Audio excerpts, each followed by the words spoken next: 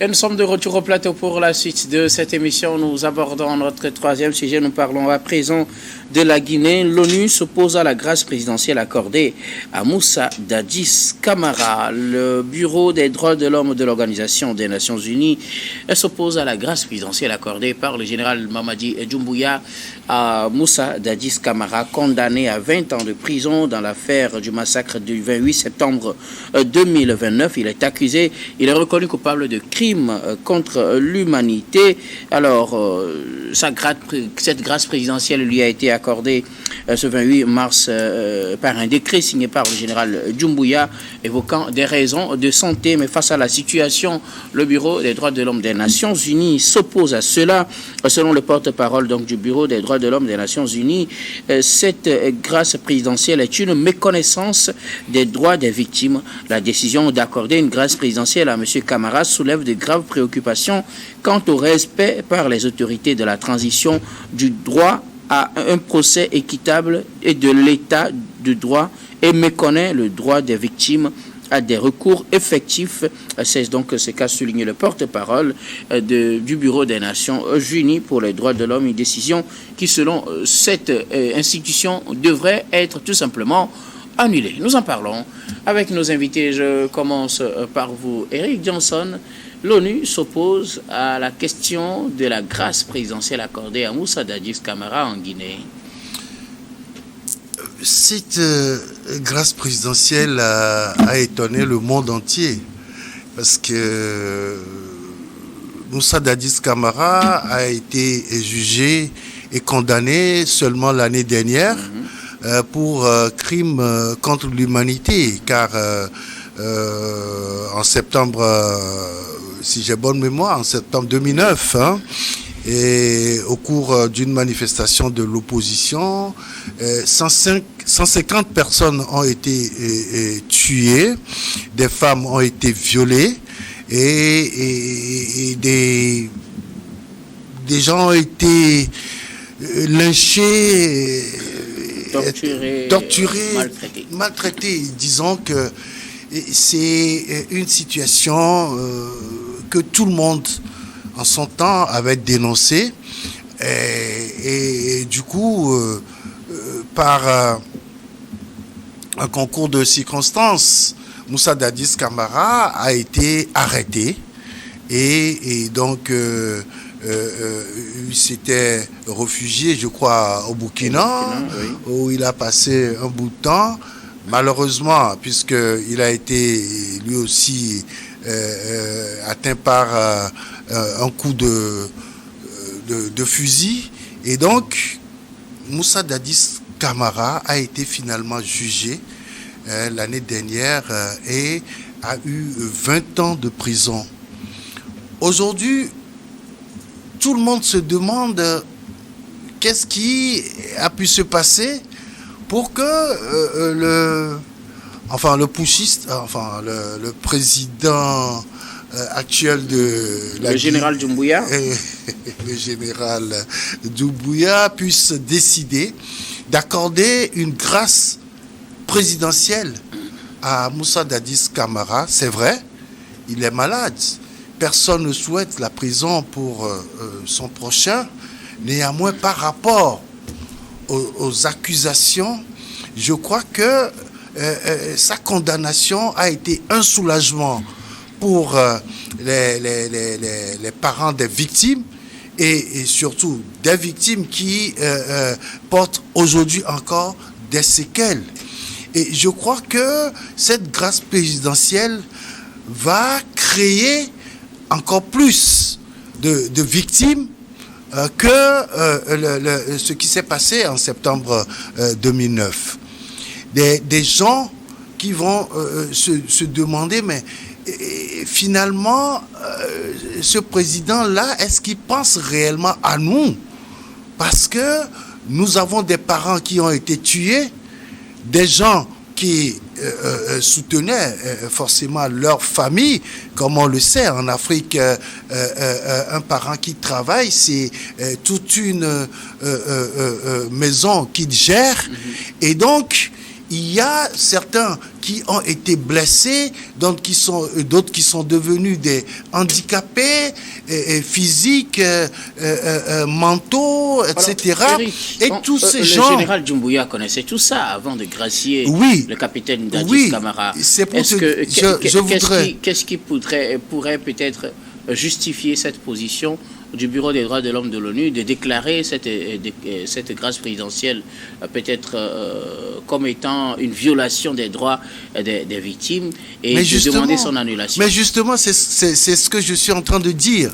C'est par rapport à ces victimes-là mais dans les cas où on a eu des grâces présidentielles, il y avait eu également des victimes. Mais juste après 1 an de prison... Donc la durée n'est pas la meilleure. Non, mais attends... Est-ce que la grâce présidentielle n'a pas de règles? Vous condamnez quelqu'un et le lendemain, vous le graciez, je pense que ça va beaucoup plus toucher les victimes. Je crois que c'est ce que l'ONU est en train de dénoncer en tenant compte de ce qu'elle appelle le droit des victimes à des recours effectifs. Parce que, logiquement, cette condamnation a été suivie d'un appel? De condamnation à réparation aussi. Parce qu'il doit réparer certaines choses. Est-ce que tout cela a été déjà fait? Mais l'ONU a condamné, enfin, à mon avis, de façon logique, cette grâce présidentielle. Merci beaucoup à vous, Eric. Johnson, alors, Gabin Adjaro, le Bureau des droits de l'homme des Nations Unies condamne la grâce présidentielle ou, oui, justement, s'oppose à cette grâce présidentielle accordée à Moussa Dadis Camara par le général Doumbouya. Oui, c'est tout à fait normal. Personne qui, de bonne foi, ne peut accepter ce genre de choses. On parle de plus d'une centaine de morts, 150 personnes qui sont mortes dans cette histoire-là, beaucoup de femmes violées, des blessés, des handicapés à vie. Et puis du jour au lendemain, on organise un procès pompeux, un procès d'ailleurs qui est dans les tenants même de Moussa Dadis Camara ont encore interjeté appel. Et on n'a pas encore eu les résultats ou bien le verdict de la cour d'appel. Et voilà que Mamadi Doumbouya décide de gracier Moussa Dadis Camara comme si la vie de ces personnes-là qui ont été tuées compte pour du beurre. Vous savez, il y a un message qui est envoyé, c'est aux Guinéens de comprendre cela, c'est un mépris. Aux droits de l'homme, au mépris à la vie humaine. Et il y a certaines personnes qui applaudissent quand même cette grâce présidentielle, les gens du camp de Moussa Dadis Camara et surtout les gens de la zone forestière de la Guinée. Une zone d'ailleurs qui abrite des millions de populations et beaucoup de personnes disent que Moussa Dadis et Mamadi Doumbouya quand même est en train de préparer son élection à la tête du pays et veut avoir forcément l'approbation du camp de Moussa Dadis Camara et surtout de la zone de Moussa Dadis Camara. On sait très bien que la Guinée est un pays très ethnicisé, donc du coup il cherche à avoir l'approbation de ces gens-là. Moussa Dadis Camara, c'est pas le seul qui est malade en prison. Il y a beaucoup de personnes qui sont malades en prison et même dans le cadre de ce procès-là, des gens qui ont été condamnés et autres là, beaucoup sont des malades. Mais il a choisi juste de libérer Moussa Dadis Camara qui était en tête de peloton. Beaucoup de personnes disent que non, Moussa Dadis Camara n'a tué personne, il n'a tiré sur personne et tout. Mais qui était à la tête du pays? C'était lui. La plupart des chefs d'État qu'on condamne, Laurent Gbagbo qui a été envoyé à la CPI et autres, est-ce qu'ils ont tenu des armes pour tirer sur des gens? Au grand jamais. Mais un chef d'État, c'est lui quand même le chef suprême des armées. Et si quelque chose arrive par le biais de cette armée-là, il faut reconnaître que c'est le chef de l'État qui est le premier responsable de cet acte-là. Donc pour moi, Mamadi Doumbouya est en train de fouler aux pieds pratiquement tout ce qui est lié au respect des droits de l'homme et même au respect du droit des victimes à un procès équitable. Parce qu'à un moment donné, je ne sais pas s'il a des conseillers juridiques, je ne sais pas s'il en a, parce que forcément. On ne peut... Mais Mais c'est que alors là, ce sont des piètres conseillers. Ce sont des piètres conseillers. Et là même, le ministre de la Justice, c'est son conseil. C'est son conseil. C'est ça qui est un peu absurde de voir que un procès n'est pas encore fini. Il y a encore un appel devant la cour d'appel. Et puis, le chef de l'État se permet de gracier quelqu'un. Comment ne peut-on pas avoir une condamnation et puis on gracie? Dans quel pays ça se fait? Je n'ai jamais compris ça. C'est la première fois que j'entends cela. J'ai consulté beaucoup de jurisprudence et autres, mais je n'en ai jamais vu. Il faut en créer. Il n'y en a jamais eu. Il vient d'en créer. C'est Mamadi Doumbouya qui a créé cette jurisprudence. Les Nations Unies sont en droit de demander l'annulation d'une telle grâce présidentielle? C'est de bon droit. Alors, est-ce que dans le droit, une grâce présidentielle s'annule? Oui, ça s'annule. On pourrait annuler. Il peut annuler. Parce que au moment où la grâce est accordée et que le monsieur est libéré, on pourra aller le rattraper. Autant le chef de l'État a ce pouvoir discrétionnaire-là. De toute façon, c'est pas une juridiction qui va annuler cette grâce présidentielle. Mais s'il vous plaît, est-ce que dans le droit, là je parle du droit, est-ce qu'on annule une grâce présidentielle? On annule une grâce présidentielle. On parle de rappel. C'est-à-dire, tu te déjuges. C'est au chef de l'État qui doit reconnaître que lui-même, ce qu'il vient de faire, ça empiète sur la vie de la population. Il a commis une erreur et donc il se déjuge. Et là... Et au cas où le monsieur est libéré, on va le rechercher chez lui? Mais la grâce présidentielle, même si la personne est libérée, on va le rechercher, le remettre en prison. On attend de voir. Non, c'est ce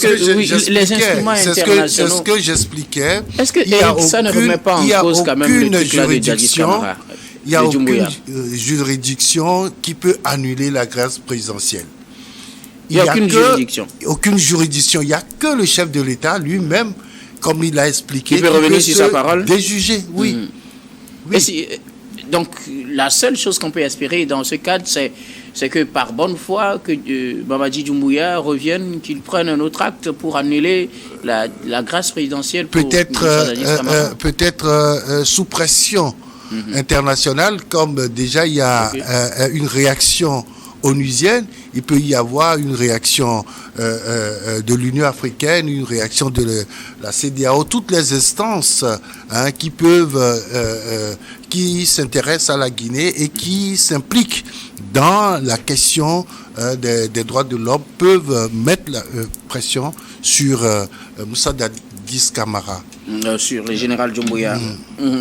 Alors on attendra de voir si cette demande du Bureau des droits de l'homme des Nations Unies sera acceptée. Est-ce qu'aujourd'hui, dans ce contexte, vous voyez le général Doumbouya revenir sur sa décision? Je pense qu'il est dans une logique. Une logique que personne n'arrive à comprendre pour le moment. Mais si les Guinéens, et Gabin parlait de ses conseillers juridiques, si ces conseillers arrivent à l'aider, je pense qu'il peut le faire. Il peut le faire, oui. S'il est bien conseillé, s'ils arrivent... C'était sûrement sur conseil qu'il a prononcé cette grâce présidentielle. Évidemment, c'est ça qui est un peu délicat. Gabin, vous imaginez le général revenir sur sa parole? Non, c'est un monsieur qui fonce comme un bélier. C'est quelqu'un... il se prend pour le tout-puissant et toutes les décisions. Je pense que c'est quelqu'un qui fait beaucoup plus dans les calculs politiques plus que dans le respect des règles de droit. Donc, je doute fort qu'un conseiller juridique puisse le conseiller cela. Sincèrement, je ne vois pas, soit peut-être s'ils l'ont fait, c'est par peur. Parce que ce sont des gens, personne n'aurait pu imaginer que Mamadi Doumbouya allait décider de gracier Moussa Dadis Camara. Donc, du coup, peut-être il les a juste informés que voilà telle décision que je vais prendre. Rédigez-moi la mouture de la grâce présidentielle. C'est ce qu'il a a fait. Moi, je doute fort, d'autant plus qu'il ne subit aucune pression même de la part de la communauté internationale. La CEDEAO ne dit absolument rien, l'Union africaine, zéro. Et aujourd'hui, la CEDEAO même est fragilisée par les Embalo Sissoko qui refusent véritablement de discuter avec les missions de la CEDEAO. Je ne vois pas véritablement Mamadou Doumbouya quand même succomber à une pression des institutions internationales, puisque le monsieur, il sait très bien ce qu'il est en train de faire. Il est en train de préparer son mandat présidentiel tranquillement. Donc, tout ce qu'il va lui apporter de l'aide pour qu'il puisse briguer cette magistrature suprême-là dans les 5 ans à venir, il va le faire. Merci beaucoup à vous tous pour vos contributions. Nous allons marquer une nouvelle pause puis revenir tout à l'heure pour la dernière partie de cette émission. Dernière partie que nous allons bien évidemment consacrer au Togo.